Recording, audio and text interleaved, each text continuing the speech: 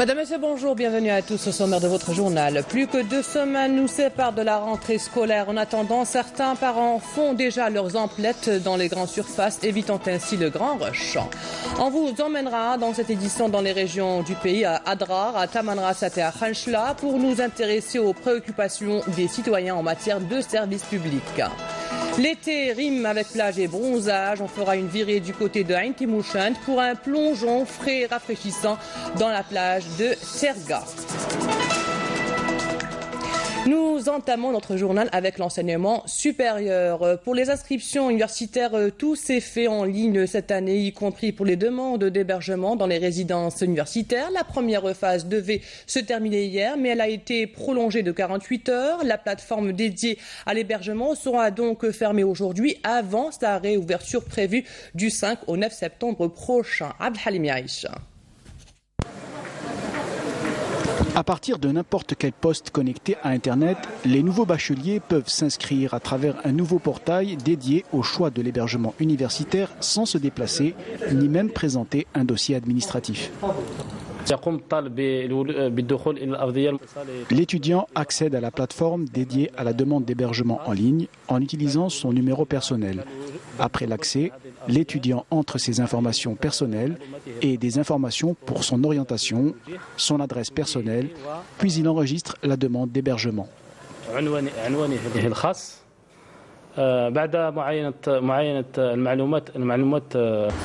Cette opération d'enregistrement en ligne offre aux nouveaux bacheliers, qu'ils soient à l'intérieur du pays ou à l'étranger, la possibilité de choisir une filière ou un domaine de formation qui s'est étendu cette année au choix de la résidence d'hébergement et à la prise en charge des baccalauréats étrangers et spécifiques.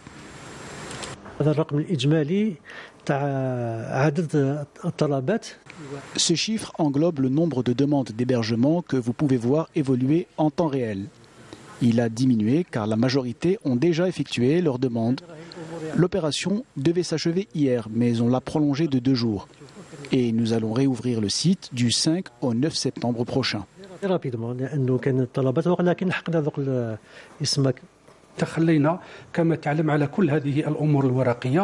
Comme vous l'avez constaté, nous avons évacué tous les documents en papier et nous sommes entrés dans le monde du numérique.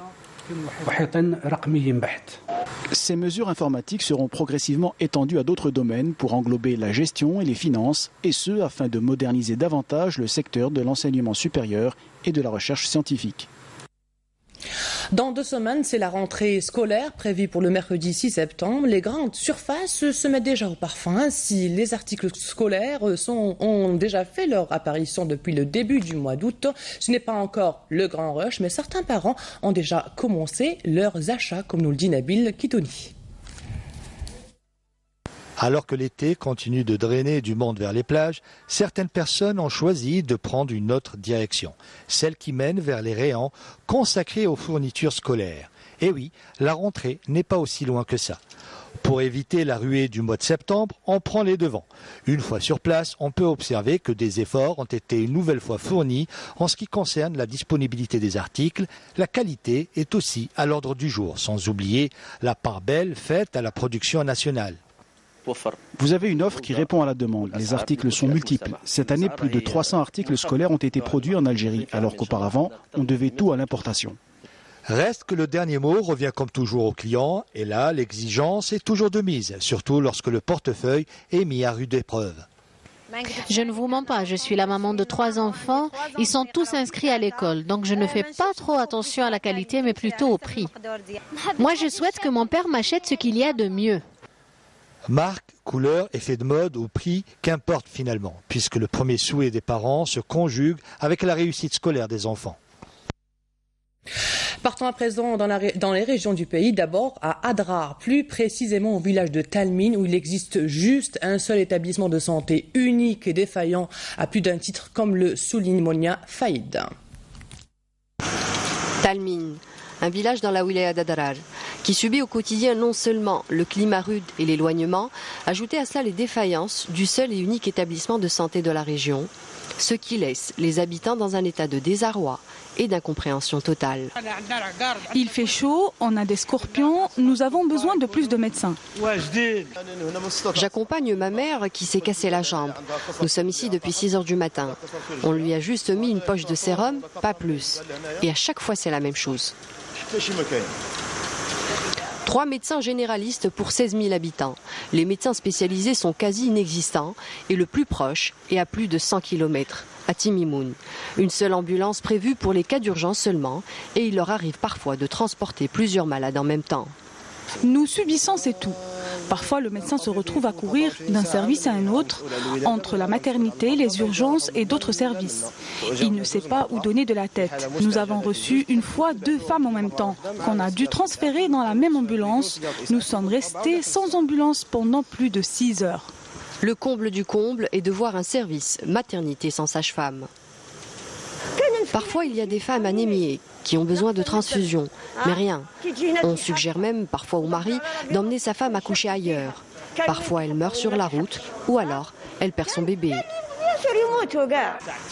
Les responsables du service maternité ne travaillent pas le week-end. Donc ce sont les médecins de garde qui font accoucher les femmes.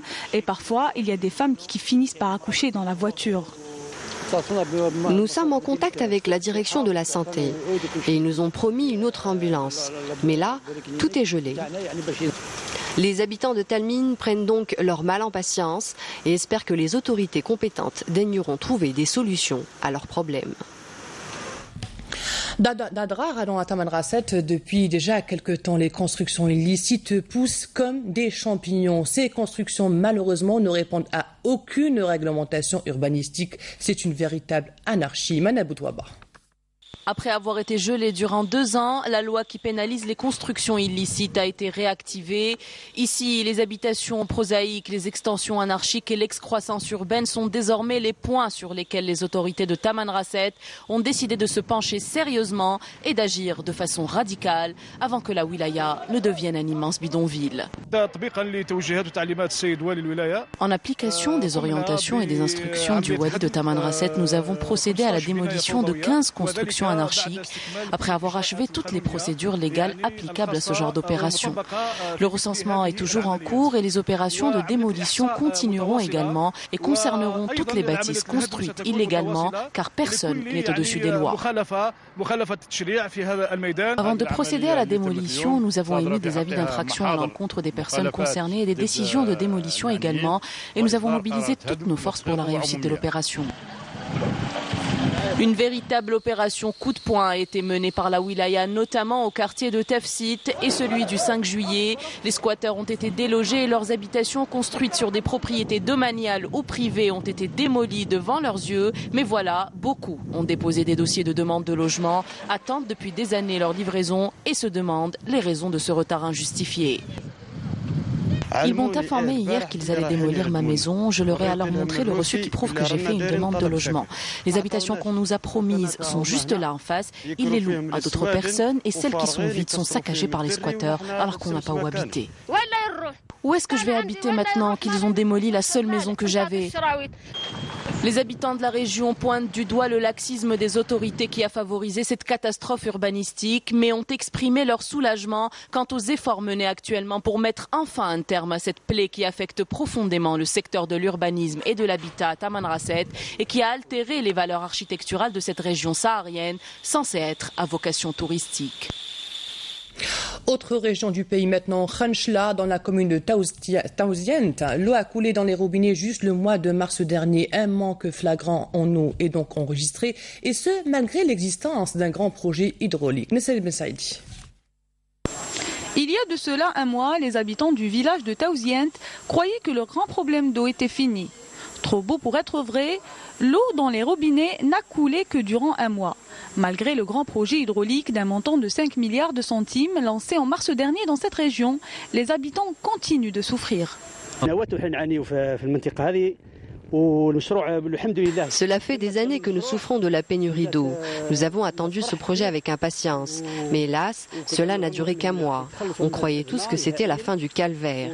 Nous étions tous surpris en ouvrant nos robinets le matin.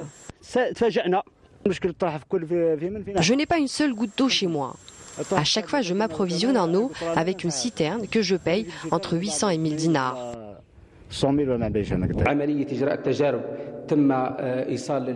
Après plusieurs analyses, l'eau a commencé à couler dans les robinets des habitants de la commune de Taouzient. La distribution en eau potable a duré 1 mois seulement. On était tous très surpris de constater que ce projet est à l'arrêt pour des raisons d'une décision prise par le PAPC de la commune de Taouzient. Pour obtenir plus de détails sur les raisons de cette décision, nous nous sommes rendus au niveau du puits qui alimente la région. À notre grande surprise, le forage a été réalisé sur les terres d'un privé. Ce dernier refuse catégoriquement que l'eau qui provient de son puits soit exploitée en raison du non-respect du contrat établi entre lui et les 2 PAPC de la commune de Taouzient et Ermila. Nous avons établi un contrat qui stipule que j'autorise que l'eau souterraine qui se trouve sous mes terres soit exploitée afin d'alimenter la région en eau potable en échange d'un poste d'emploi pour mes enfants. Nous avons signé un contrat avec les 2 PAPC en échange d'une expropriation. Nous ouvrons droit à des postes d'emploi. Le contrat n'a pas été respecté et nous n'avons rien eu. Nous nous sommes rapprochés de l'APC concernée pour plus d'informations. Cette dernière n'a pas souhaité nous répondre. Entre-temps, les habitants de la commune de Taouzient continuent de souffrir d'un manque d'eau en raison d'une mauvaise gestion. Dans le cas de la lutte antiterroriste suite à une opération de fouille et de ratissage, un détachement de l'ANP a découvert et détruit hier 2 casemates pour terroristes à Batna, 5e région militaire. Et dans le cas de la lutte contre la contrebande et la criminalité organisée, des détachements de l'ANP, des éléments de la gendarmerie nationale et des gardes-côtes ont arrêté lors d'opérations distinctes menées à Tlemcen, 2e région militaire, et Batna, 5e région militaire. 5 narcotrafiquants et saisis 65 kg de kiff traité, tandis que plus de 32 000 paquets de tabac et plus de 11 000 unités de différentes boissons ont été saisis à Biskra, 4e région militaire. À Janet, 4e région militaire, Tamanrasset, Borjbeji, Bourtar et à Ingezam, 6e région militaire. Des détachements de l'ANP ont arrêté 20 contrebandiers et saisi plus de 2 tonnes de denrées alimentaires et plus de 3 000 litres de carburant et divers outils d'orpaillage. D'autre part, des éléments de la gendarmerie nationale ont appréhendé 80 immigrants clandestins de différentes nationalités à Tlemcen, Relizantine, Douf Adrar et à Ouergla. L'actualité à l'étranger, d'abord en Espagne, 4 suspects arrêtés dans le cadre de l'enquête sur les attentats en Catalogne doivent être présentés à la justice ce mardi alors que les 8 autres membres de la cellule djihadiste ont été tués.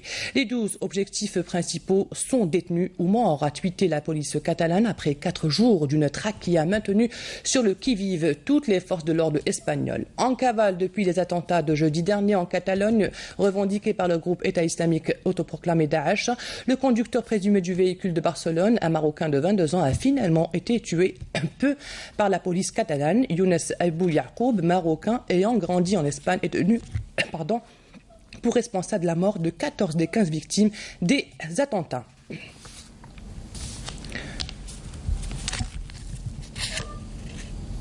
Le président américain Donald Trump a exclu hier lundi tout retrait des États-Unis d'Afghanistan, ouvrant la porte à l'envoi de soldats supplémentaires et accentuant la pression sur le Pakistan accusé d'être un repère pour des agents du chaos.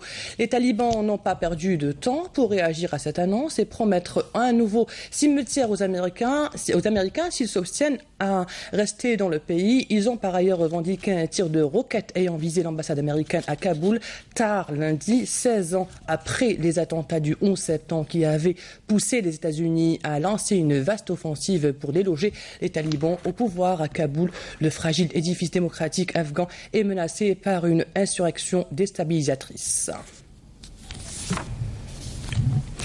Un séisme de magnitude 4 a touché hier soir l'île d'Ischia au large de Naples, au sud de l'Italie, provoquant des destructions qui ont fait 1 mort et 9 disparus. Une femme est morte à Casa Micciola, dans le nord de la petite île touristique, tuée par des débris tombés d'une église, tandis qu'environ 25 blessés, pour la plupart légers, ont été enregistrés. Ce séisme intervient alors que l'Italie se prépare à commémorer ce jeudi le premier anniversaire de celui qui avait fait 299 morts à Amatrice et dans les communes voisines dans le centre du pays. En octobre 2016, puis en janvier 2018, 3 autres séismes avaient encore ravagé la même région.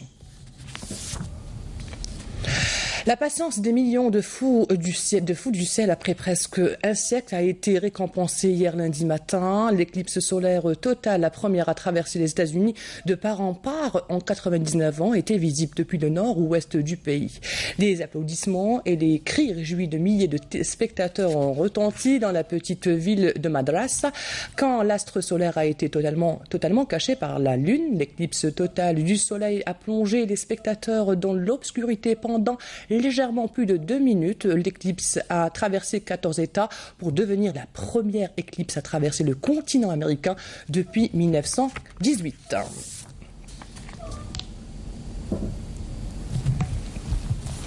Plus d'1 millier de personnes se sont rassemblées hier à midi à Londres devant le Parlement pour écouter religieusement les 12 derniers coups sonnés par Big Ben avant un silence forcé de 4 ans pour rénovation. Touristes, habitants et même députés ont écouté en silence les derniers bongs avant d'applaudir une fois le 12e coup sonné. Haute de 96 mètres, la tour victorienne du palais de Westminster, un des monuments les plus photographiés du Royaume-Uni, doit subir une cure de jouvence de 29 millions de livres. Big Ben, l'imposante cloche de 13,7 tonnes, va être déconnectée et ne sonnera plus les heures comme elle l'a fait depuis 158 ans, presque sans discontinuer. Accompagnée d'un carillon de 4 cloches, plus petites pour les quarts d'heure. Retour au pays à présent et direction Ain Timoshant, en phase de devenir un grand pôle touristique. De grands projets sont en cours de réalisation pour répondre à la demande de plus en plus importante. La région a accueilli chaque année des milliers de vacanciers. L'illustration du côté de Terga. Amélie Selidir. À quelques 15 km de Ain Timoshant apparaît la commune de Terga, un lieu de toute beauté, idéal pour passer des vacances en famille. Le cadre est très agréable pour des familles, au premier lieu. Il y a la sécurité et le service aussi. Donc au lieu d'aller à l'étranger et de passer des vacances à l'étranger, on a préféré rester en Algérie. Ce qu'on a trouvé ici, qu'on trouvait ailleurs et qu'on ne pensait pas le trouver en Algérie, c'est surtout la tranquillité, la sécurité, la qualité des services. C'est ce que cherche la famille algérienne. Il y a des vacances, je m'amuse, il y a la piscine, la salle de jeu et il y a toutes les choses qu'on a besoin là. L'endroit est beau et il y a beaucoup de l'ambiance ici. Cet endroit est merveilleux, surtout il y a une grande piscine, il y a des soirées, il y a des chanteurs, il y a du clown. Des milliers de touristes fréquentent les lieux chaque année, mais les investisseurs veulent passer à la vitesse supérieure. Ici, les infrastructures touristiques fleurissent de partout. Le projet qu'on avait lancé il y a 5 mois de ça, c'est un projet public-privé. C'est un projet structurant avec 77 appartements F3, 27 appartements F2, un bloc hôtel de 40 chambres et un centre de rééducation avec deux niveaux, sans compter bien sûr les magasins, les restaurants et tout ce qui s'ensuit, avec une grande piscine de 1300 mètres carrés. Ce n'est pas de l'aumône qu'on demande, on demande juste à être accompagné dans un cadre légal et réglementaire avec des crédits bancaires à très long terme. Sans ça, on ne peut pas développer notre secteur. Nous comptons réaliser un hôtel thalassothérapeutique ici, nous comptons réaliser 100 villas derrière moi. On vient d'acquérir Hammam Bouhadjar, le bain, la station thermale communale qu'on va entièrement démolir et réaliser une véritable station thermale avec nos amis croates. Et nous comptons aussi réaliser 6 hôtels appart, F3, F4, F5, pour les familles qui veulent faire à manger tout seul. C'est des hôtels appart où il y a toutes les commodités à l'intérieur. Et bien sûr, juste à l'entrée, comme vous allez le voir dans les maquettes, nous réalisons avec nos amis turcs un aqualand géant qui peut recevoir 5000 personnes jour. Moi, j'ai toujours dit à tout le monde que je n'ai pas de pays de rechange et mon argent restera en Algérie parce que je suis algérien jusqu'au bout de ça. Des hôtels, des villages touristiques, des campings et des restaurants, le tout complété par un service de qualité remarquable, ce qui permettra de rendre le séjour plus agréable. C'est la fin de cette édition. Merci à vous de l'avoir suivi. Dans quelques instants, les prévisions météo de Farid Chir. Au revoir.